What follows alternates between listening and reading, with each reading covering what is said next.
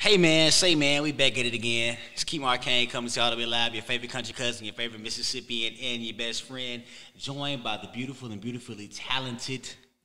What's up, y'all? It's Ashley FG back with another episode of the Family Tree Podcast. Yes, now, Lord. This one is a special one. Special. You know how we keep it. We keep it real and we keep it black. Believe that. We talk about all things black. Blackity black. Today, we want to look at the black athlete. Indeed. And by doing that, we got Shay Hodge. Shay Hodge in the building. How you doing, brother? I'm doing good, man. How are you? Man, I'm blessed by the best, man. Thanks for taking time out of your busy schedule to tap in with us today. No problem, man. For sure. So a quick introduction of Mr. Shay Hodge for those of you who don't know. One, he is a native of Mississippi, Morton to be exact, correct? Correct. Graduated from Morton High School, went on to play football at Ole Miss. There he was the first wide receiver to make 1,000 yards. To have 1,000 yards in the season. To have 1,000 yards in the season. Now look, y'all, Stat. I'm not I'm not savvy on football, so I'm gonna try not to wreck it. But I also played in the NFL. And who'd you play for when you went to the Cincinnati NFL? Bengals. Cincinnati Bengals, Hey. and currently skills trainer and coach and owner of Hodge Performance Training, which is mobile, so he'll pull up wherever you are. Shay Hodge, again, thank you for joining us. No problem. Thanks for having me. Now, is there anything I left out there? You know, I know there's a lot to you and to what you do. Is there anything that I left out that you think is important to add? I guess you had to add the single season record, and also broke the career record at receiver also. You know, one thing about it, even though I'm not just all into football, I'm always just proud to see people from Mississippi, you know, making history, making space, you know, in these spaces that are often not ours. Sure. You know, like when I hear you talking about Ole Miss, what you did at Ole Miss, I mean, let's start there. Why not, right? Before Ole Miss, when did you know that football was your thing? At what moment was that? And did you have a role model that led you to that decision? Oh, for sure. I would say in 10th grade, I realized that football was my outlet, how I was going to make it to college and possibly make it to the pros, because that was always my dream. Role models growing up was most definitely Deuce McAllister. He's from Morton, Mississippi. For sure. I always looked up to him and I always had to walk behind him, everybody, you know, saying, I won't be like him. So trying to do that was pretty tough. And my other role model was Allen Iverson. And the reason why I wore number 3. The and answer. the answer, you know, being misunderstood. That's Man, dope. You know, and to hear, you know, what you're doing now in terms of coaching and training, how important is it to have examples like yourself, like black male examples in the community doing this kind of work? That's good. I think it's huge. You always want to have like an example of how something was done. You know, I always look at myself when I think of anything. I remember as a kid, I always looked up people, you know, like, I don't know if it was actually the internet, but was it magazines or something, but I always like found tidbits on athletes that I really liked, and it made me see that people weren't from big places all the time that made it somewhere. And so me being from little old Morton, you know, I was like, man, I see these people in the magazine made it. They from a small place. I see Deuce McAllister that made it. He's from where I'm from. Todd Pinkston was from down the road, and some other guys, you know, I may be leaving out, but, you know, just seeing their stories, it helped me see that, like, hey, I can make this happen too. That's good. That's super good. Representation matters. Hey, representation matters. Have you ever heard of a cat by the name of Inky Johnson? Yes. Okay. I So haven't. Come on. Inky Johnson, Third time. Inky Johnson is one of my favorite speakers, public speakers. His story is phenomenal, right? When you said that was your dream to actually get into the pros and everything, that was going to be like your outlet through college and everything, I thought about him and his story, right? Grew up in a 2-bedroom home, like 8+ people in the home. People would take turns sleeping in the bed, this, that, and the third. And he grew up and knew as a little kid that he wanted to make it to the pros. And he would say, Mom, you know, his mom was working at Wendy's at the time. She was only like 15 or 16 when she had him. So, you know, he would have football practice, and then she would get out work from Wendy's. And he's like, Mom, you know, can you stay in the car a little bit longer, shine your headlights, because one day I'm going to make it to the NFL. You know what I mean? But lo and behold, you know, God, we make plans, God laughs, right? Something happened with him where he paralyzed his right arm and hand to where, and he's still paralyzed to this day. But although he wasn't able to get to the pros, he made it. Like, he only had like maybe 2 or 3 more games to play at Tennessee. I think not Tennessee State, but the other Tennessee. Yeah, University of Tennessee. And he only had like 2 or 3 more games to play, but that's a hit that he would usually do. He did that same hit, and that's how he became paralyzed. And he was so close to the NFL, but that messed him up. But even now, he's public speaking with different NFL teams, been on ESPN a couple of times, so on and so forth.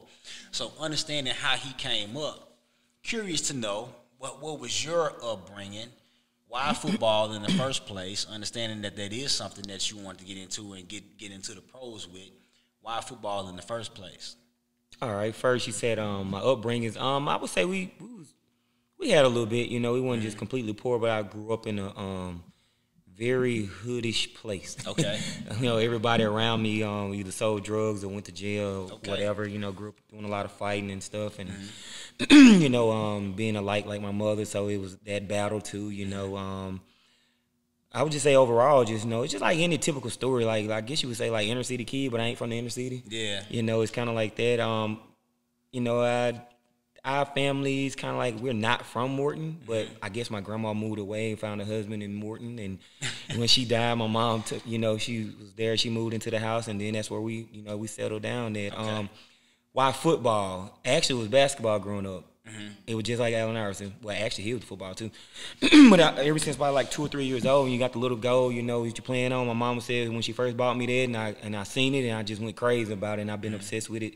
You know, even till now, it's just I was just realistic with what I wanted to do. I knew to go to the NBA, I had to be taller. I grew from 8th grade to 9th grade. I grew from 5'2" to 6'2" in one summer. So I was like, man, I'm gonna be 6'6". You said 8th grade? From 8th grade to 9th grade in the summer, I grew like a whole foot. I may be exaggerating just a little bit, but it's at least about 10 inches. Dude, in the summer. I didn't get my height until like going into my senior year. I was short, man. Right. I got my height around the end of my junior year, going into my senior year. 8th grade, you shot up to 6'2"? Well, basically 9th grade. Yeah, okay. I went from the run, like everybody I grew up with was so much older than me, you know, 5-10 years older than me, and I was always a runt. So when they all went to jail and got out or whatever, and they seen me, they were like, man, ain't no way you grew that tall. And when I grew, I could jump, dunk, run faster than everybody. So it all just happened. I always was talented, but it's like when I grew, it just got even better. And so when I looked at I was always realistic, you know, me looking at the magazines, seeing how tall they were, how much did they weigh and stuff. I was like, hold on. A 6'2" point guard, 6'2", 6'3" point guard, a dime a dozen, a 6'2", 6'3" receiver, I'm considered tall. And in the NBA, there's two rounds, and in the NFL, there's 7 rounds. So I was like, man, I'm going to go to college and play both, but realistically, I think football is the one I need to play. So were you in the 9th grade when you were, like, thinking of all of that? Kind of, man. I kind of always thought making decisions early on. That's dope, man. I've always been realistic with myself. I've never been one of those people like, you know, put the wool over your eyes and be like, oh, I can do this when I really can't do it. You know, I don't like to say somebody can't do something, but like sometimes you gotta be realistic with yourself. You know. Yeah. Interesting. Yeah. So then with Ole Miss, what was it like deciding? Like now you see this push, right, to go and play at HBCUs, right? But for the longest, it seems like playing for predominantly white institutions, we have more money, more resources, quote unquote better programs, if you will. That was the push for a lot of young black men like yourself, especially those who wanted to go to the pros. So what was it like making that decision for Ole Miss? Why Ole Miss then? And what do you think about that experience overall? Do you have any regrets?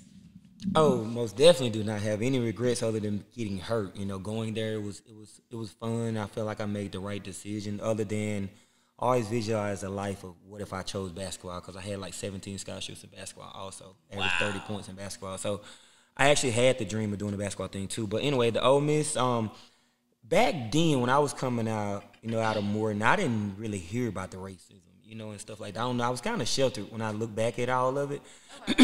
Yeah, very sheltered. I thought people only acted a certain way. Dudes only wanted to play basketball, football, and chase girls. You know, and now I have kids, and my son, he likes drawing, he likes fixing on things, and he thinks he's weird. So, you know, just being sheltered, I feel like I was so sheltered back then. And but ultimately, I kind of went because the Deuce went. You know, well, it was a few factors. I ain't just base it on one. So, one was because Deuce went. I wanted to follow in his footsteps. once it got to that time. They was losing 4 senior receivers, so I knew I had a chance of playing early when I first got there. So that was a huge part of it too. I also like the colors. I like red and blue, and it's kind of like, I mean, compared to Mississippi State, I knew I didn't want to wear that maroon. I just really never liked it in them high white socks. It just threw me off as a kid. I don't know why, and it still kind of does. They've changed it now. Yeah. It's pretty neat what they got going on now. And the last factor I would say, I'm going blank, drawing a blank. Oh, the coach, Coach O, which was probably the first factor because I always looked at winning programs. And I knew he came from Miami, and I knew he came from USC. For some reason, I always followed coaches, too. I didn't really know him, but I knew, like, USC was winning, and they said that he came from there. So, me being me, I go do my research and find out he coached Warren Sapp in Miami. He did this with Reggie Bush and recruited him. So, he came in my front room with my mom. I was like, man, this actually really happened. It's real life. And, like, I was just like everybody else. I looked at going to a predominantly white school, to try to make it because people wasn't going to the SWAC and making it. I also look back of the Walter Paynes, the Jerry Rices, and everything. And I'm one of those people that always ask questions to myself. I'm like, when did it change? Like I would go to the NFL PA meetings, which if you made to the NFL, you get to go, you be in this little fraternity in Mississippi. So all those guys play in the SWAC. And like us, it's like me, Booby, Mike Espy, and a few other guys. We went with the PWI.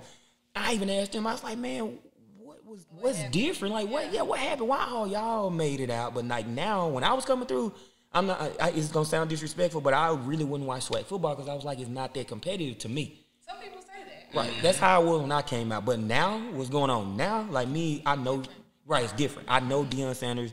I met him. We was taking pictures and talked a little bit. He probably don't remember me because he's so big, whatever. But anyway, but what I'm seeing now, I'm like, that's it. That's what, like, having discernment of what it's supposed to look like, And when I watch it now, I even tell Coach O, which is the, I forgot his position now. I used to be the offensive line coach. But I even told him, I was like, man, that dream y'all had, that vision y'all had, I didn't see it either because, I have recruits. I do training and I do 7-on-7 with the top kids. And they reached out to me a couple times. And I always thought like this, and it's true. I was like, we don't, as black people, we don't come from the ghetto to go back to the ghetto, if that makes sense. Facts. Because, the resources wasn't there at first. Yeah. Now me seeing him train that weight room, got turf out there. Because I said it wouldn't be right for a kid to be really, really good and then have to go right back to those same resources. Because when I left Morton, it wasn't bad. But then when I went to Ole Miss, I'm like, man, my eyes big. Like, man, I never seen stuff like this before. Now at Jack State, I always felt like it wasn't going to be fair to a kid to be that good and then have to go right back to it. And now they're getting to go and see the things they need to see and have the things they need to have and all the resources. Now you can go to Jack State. You can make it. I know for sure. I hate that in so many instances we have to make that decision. Yeah, it's kind of like a sacrifice. Like, okay, what am I choosing? And this is an entirely different conversation, but you got some people in our community that look at people who do decide to go somewhere because they feel like it's an investment in their future as a sellout or, as you ain't really black or however you want to put it. I hate that we have to make that decision, that choice, and I would consider in some instances a sacrifice. But we know why that is. Racism is where it all comes from. That there was not equal investment in our schools. Otherwise, if it was, then we would be able to afford our people, our students, some of those same opportunities that they get at these other schools. Agreed. But we have to make those choices. Did you ever deal with that? Like feeling, I don't want to say guilty, but did you ever feel like you were torn, or has anyone ever said anything to you about making choices that you made to get out of the hood? Me personally, no. As I told you, I was like sheltered, so I didn't have to deal with any of those outside things. But I can use one of the kids that I train and mentor, which is Deion Smith. He went to Proline, ended up going to Jackson Academy because they didn't play because of COVID. But anyway, just like you said about the fans and the people around the program, like they wanted him to come to Jack State because he went to LSU. And so now he's transferring because his coach left and the people that he was close to, they all gone, so he don't want to be there anymore. So the people Jackson State fans on like Instagram was like, want Deion. They was like, yeah, Deion, we seen him in the portal. And it was like on the post, they was like, yeah, come home to Jackson. And then me being me, because I'm like a father figure to him. So I would get on there and I'm like, nah, he's not coming to Jack. Just trying to settle the score for him so they won't be, false hope. But they came at me and was like, why you don't want him to go? They didn't quite call me a sellout, but you can just tell where they were going with it. You want him to go to Ole Miss and blah, blah, blah, blah. And I was like, this is the thing about it. So I'm using his situation because it was kind of like my situation. I look at it like this. Deion is from Jackson. Most of the times you got to get away from where you're from if you want to prosper. I had to do the same thing. I'm from Morton, and I couldn't prosper down there. I dealt with so many negative things that, you know, if I wasn't there or didn't know those people, I wouldn't be dealing with. Same thing with Deion. When he comes home, he doesn't get into like crazy trouble, but it's just like a snap of a finger, things can happen, and things have happened. So me and his mom and the people that has his best interests, we want him to get away. And it's nothing, we would love him to go to Jackson State. If Jackson State was in Tennessee, then we would send him there, you know. But him being from Jackson, in Jackson, man, is not the best spot for him, and we don't feel like he'll grow here. Interest. That's good. That's good. So, ooh, man. Okay. You growing up in Morton, all right? 8th grade, 9th grade more so. Shout out 5'2", 6'2", right? The black athlete, as we're continuing to discuss, there's like an unwritten rule where if certain cats is doing street activity, it is also their obligation to protect those like yourself. You're protecting Deion.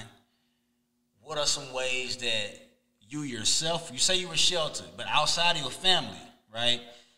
What are some ways, or how were you, I guess, protected from those in your neighborhood or in similar situations as yourself? I would say sports protected me from them, but ultimately, man, it was them.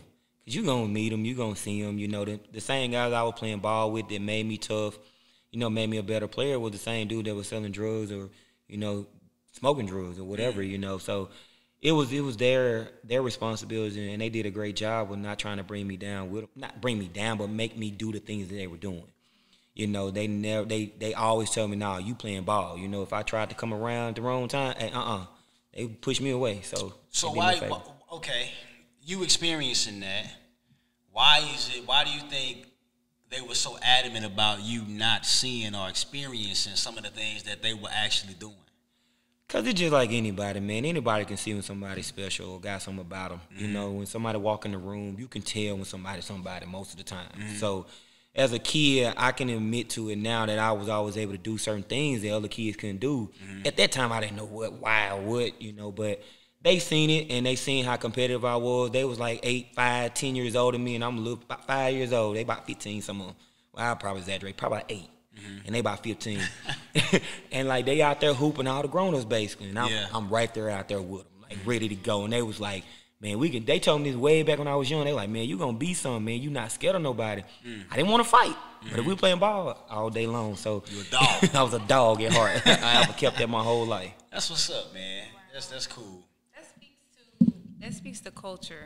For sure. What you're saying about certain people in the community, because, you know, what we say, it takes a village to raise a child. You know what I mean? And I think that's so real in the black community. Like, it's beyond grandmama and mama and them. You know, it's your church folks. You know, it's your mama and them friends, your play aunties. You know, we all have those. Or even, like, the dudes in the hood that's just simply looking out. You're going to have haters. If you ain't got haters, you ain't doing nothing, right? So we know we're going to have that. But I love to see how we can come together, you know, from all different walks of life, and to live vicariously through somebody else. You know, you know what I'm saying? That's exactly what they did. Like, that's a beautiful thing. We got to keep that. We got to keep that. Let me add one more thing, though. Yeah, also who saved me was, like, the coaches. Okay. You know, when I was real young, you know, I always had, like, I'm very emotional. And as a kid, they think you're bad if you're emotional. The only thing it is, you don't know how to control your emotions. See, I don't like to lose. And your coaches saw that. They seen that. See, my mom didn't see it that way. My mom seen it. I was just bad. I was just angry and all type of stuff. And I used to think I was like the worst kid ever. But like a coach, we lost the game, and I just broke down crying, just fell out crying. And he picked me up, he took me to the back, and he talked to me about it. He was like, long story short, he basically was like, man, this is normal. Don't think that you're crazy or anything. You just are very competitive, and you're very emotional. And that stuck with me because at home, like me and my mom, we bumped heads all the time. She used to tell me how bad I was because just like anything, like your mom be like, go clean your room up. And everybody, oh, man, I don't want to do it. I do that, and it's a little too much for her, and I'm finna get a whooping, you know. So, so it was like learn how to control my emotions. And coaches and mentors along the way, they say in my life, you would have never knew Shay. I'd probably be dead in the street, in the hood. Shout out to coaches. Shout out to the coaches. I got a coach. Now that hearing you talk about that, I think about coach of mine, Coach Hen. God bless those who rest. Yeah. She definitely passed me years ago, but great influences in the community. There is, y'all forgive me, because I can't tell you what you call this, but I'm finna describe it, and I need y'all men to help me out. I hate to be that girl on the podcast right now, but I'm totally that girl, so it is what it is. Okay, when athletes try out, and like there's like a lot of like owners or NFL Combine. That's the word. So I saw a girl post during this season, because is this an annual thing, event? Okay. So I guess it happened earlier this year, not too long ago, and she was posting about it, and it was a video, and her caption was just kind of like, "Doesn't this look like a slave auction?" So I want to ask you, your experience there, but also, do you see that? Can you see that, like where she's coming from when she says that, and if so, what are your thoughts about that? Oh, man, that's funny, because I said the same thing once I learned about, more about slavery, because I was kind of like sheltered from that by myself, where I was ignorant to it myself. I knew about slavery, but not as, in detail as I should have. And I actually went to the combine, and we had to walk, we had to get like 4 or 5 in the morning, and we had to be in our little tights or whatever. We walking around naked, basically.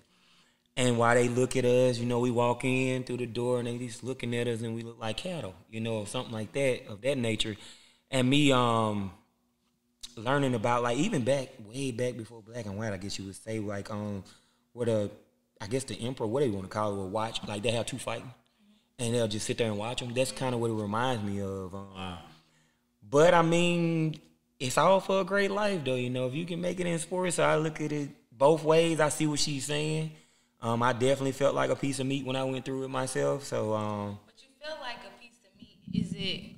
Was it what you had to do, or was it the fact that you got all these mainly black people, black men, and then all these white men? You know what I'm saying? Like when you think about ownership and coaching, y'all tell me. I don't know. Is there an owner or a coach that is black in the NFL? No. Like that would be out there watching. Coaches, yes. Owners, no. But no owners, no. Okay, so but it's mainly owners, it's mainly white men watching. Older white men. They even have a rule where they gotta hire enough black men as coaches. So it's definitely tilted. So then, do you think that's what makes it feel like that? Because it's kind of like not necessarily that those black men are spectacles, but they're looked at by all these white guys. At this age now, yes. At that time, no, it just felt funny, just walking around with no clothes on, with just tights on, and them just watching you and looking at your body. It's like, it just felt weird. But knowing what you know now, you can really see that. Yeah, I can definitely see it now. And then then about how many black coaches there are, and then knowing how many black players there are, it's very much so. It needs to be way more, and it definitely looks like what it is. It's a bunch of white men that own everything, and we play for them.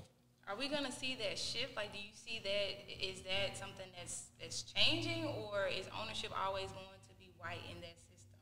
I honestly think it'll always be white. I think they'll try their best to try to make it, even as they can, but I just can't. I can't see it happen unless. Why is that? What is it? Okay, it takes money to own, but right. What else can level the playing field? I guess you would say a lot of the rich guys trying to get a team, I guess, or forming their own league or something. I honestly don't know other than the already rich guys coming together and getting some teams or something. I don't know exactly how it goes, but that's the only way I can see it happen. That's how Dame Dash is actually looking to start his own league. So if enough black players, majority of these sports is black folks playing anyway. Right. So if a lot of these cats are on one accord and walk away and go to another league, it may not be as glitz and glam as the NFL starting out, but you got to see the bigger picture, though. But Dame Dash is actually looking to start his own league. Ice Cube with basketball did the Big Three. Mm-hmm.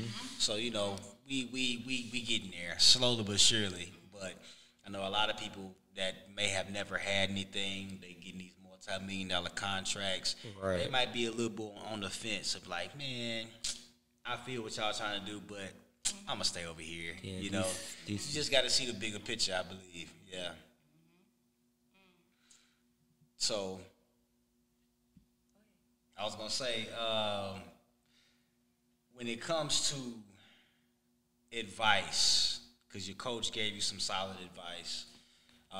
When it comes to being competitive, you win some, you lose some, right? What's some of the best advice before we check out of here that you have ever received?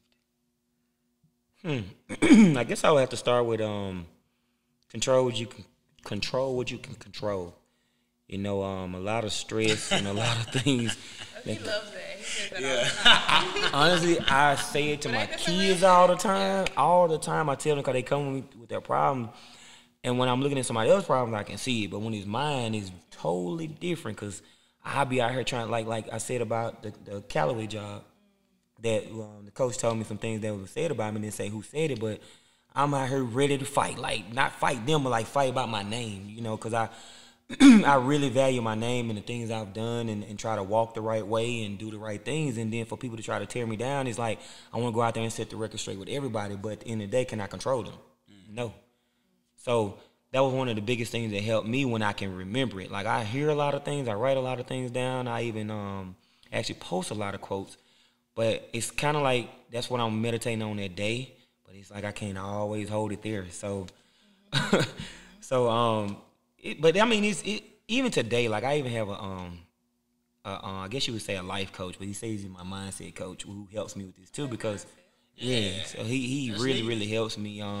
He kind of the one. He actually the one who got me going with the highest performance training. Because it's kind of like at one point I forgot who I was. Make it to the NFL. You know, didn't get to stay like I wanted to. Came out of college hurt. It's a lot of parts I didn't tell, but I had lost myself for a minute, man. And I met him with one of my white friends from Ole Miss, who really he's really my best friend, man. And anytime, you know, I got trouble or anything I need to talk about, anything, he always helped me. And he introduced me to him, man, and he helps me so much. And like at times, like about the Cowboy situation, I called him and talked to him about it, and he really got my mind right. And first thing he said, "Can you control it?" And I was like, "I can't." He said, and he does the personality type things. I'm a challenger or reformer. And so I'm ready to go out there and challenge everybody on it. You know, like, hey, stop speaking on my name. Kind of like Birdman. Like, put some respect on my name. Like, I ain't doing none of that y'all saying. I'm out here a black man. It's already hard for us. And y'all black, too. Most of y'all, I'm sure, who he talked to. And you out here trying to make it hard on me. Like I don't understand it. You know, especially the part of it all is, like, they don't know me. Like, if you meet me, I really don't think nobody that actually meets me and talk to me will ever, like, think anything bad. Like, you'll feel my heart. It's just who I really am. So, yeah, back to your question, man. It just control. That's like the biggest one. That's the only one I'll elaborate on. Controllables, man. I love that. That's a life nugget. One of my last questions. You know, based off your experience and you working with so many young, talented athletes, how can we support the black athlete? What you see today, the modern black athlete, what should we as a community, as a family, be doing, thinking to support young black athletes? I would say start where it all, really starts at is the classroom. You know, having making sure they're doing the right things. Actually, like supporting the black athlete is making sure they're a good citizen. You know, that they're growing up and doing the right things, holding them accountable, their integrity. You know, all those things first, and then as an athlete, just pushing them to work hard. You know, knowing that nothing's going to be given to you, nothing's like you're not entitled to anything just because you're good or want to be good, and just being behind them, man. Because it's one thing about it, we all want them to get big and be this big time star. But as I've watched over the years, I kind of analyze everything. I always want to know the what to why to everything. As I've seen over time, I was one of the top rated kids coming out. I've had some of the top rated kids coming out.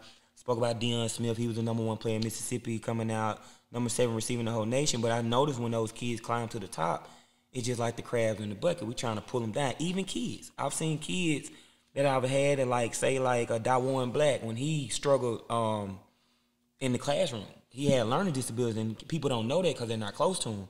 Or like a Didi Bowie, he had the same thing. But see, as black people, I ain't gonna say as black people, but as people, we look at those athletes like they're what I always say, congressmen, like they running for office or something, like they supposed to know what to do and like how to act, or like they supposed to have good grades because they're a great athlete. No, you gotta really dig into them. Like you really gotta like get to know them and learn about them. So where I was going with that, he made it to the top. He was one of the top athletes. I think he was the number 3 athlete in the whole nation when he came out in 2018, I think, if I'm not mistaken. These years run together when we get older.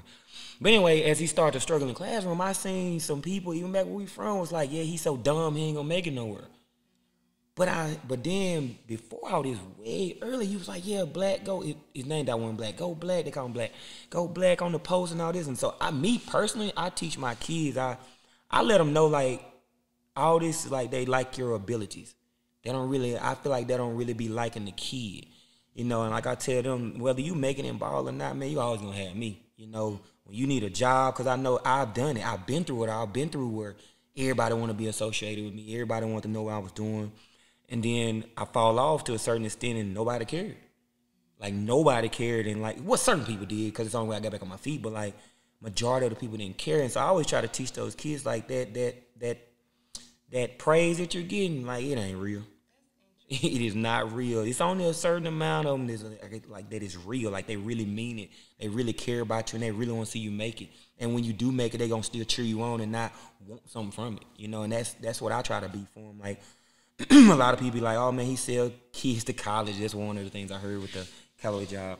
And I'm thinking to myself, like, of all the money that I give to these kids, like helping them out, you know, when their parents can, or like they just need a little extra, or like they like, coach, you know, can you do this for me?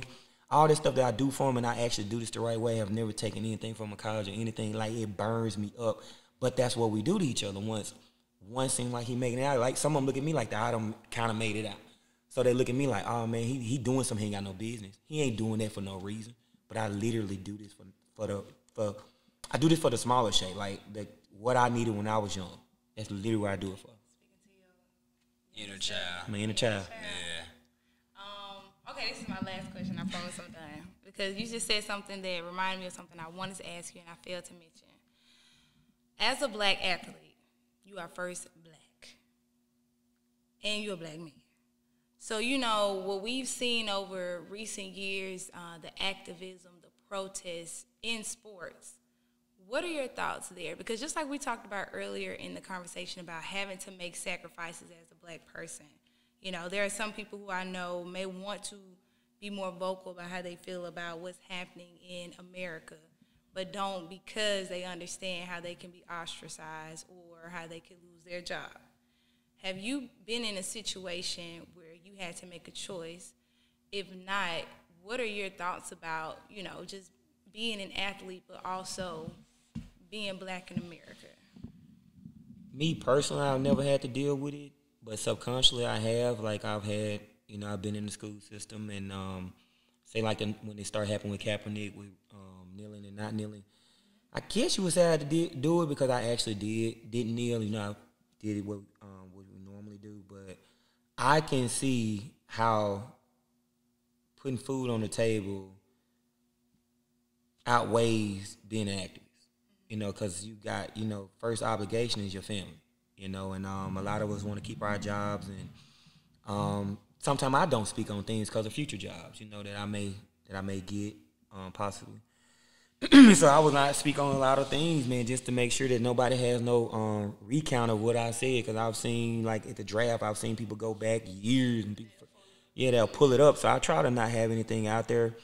Learning how to control my emotions about what I think and, like, actually letting it out, you know. So I feel like I've controlled that for the most part. But internally, I definitely want to speak out. I can't lie, because anybody can see the treatment in certain, you know, in certain situations, man. I mean, it's just so blatant. Like, I mean, you're blind if you don't see it. And, you know, I will get in the comments sometimes. I don't know if people be screenshotting it, but I'll get in the comments sometimes with people, and, like, and certain white people be like, oh, you shouldn't have not kneeled, or he shouldn't have kneeled, and this and that. And I try to tell them, like, you can't feel it because you're not black. You know, you don't know what he's going through because you're not black. You know, it's like me telling you about something like as a woman, like me saying, oh, birth isn't that bad, and I can't tell you that. You know what I'm saying? So that's how I be feeling when they do that, and I'll be trying to tell them from a black person perspective. I won't speak completely public, like on my own post about it, but I'll chime in every now and again, let them know, like try to set the record straight. Like, man, you don't know how those people feel. You don't know how it feel to be black in America. You seen the Rodney King for yourself. You seen them beat that man, and they still all got off on it. Like, I didn't learn about that. Like, I knew about Rodney King, but I didn't know it was that visual until quarantine happened. I sat around for all that month or 2 months it was. I just watched a whole bunch of blacks, you know, black power type stuff, you know, and I got real well versed in it, and I was happy that happened, you know, because I needed to know all that. And to see why black people were so mad about Rodney King and stuff, and I see it now. I'm like, how can they all get off and y'all see him beating this man and he don't have no whipping, no nothing? Like, how? It's crazy. Man,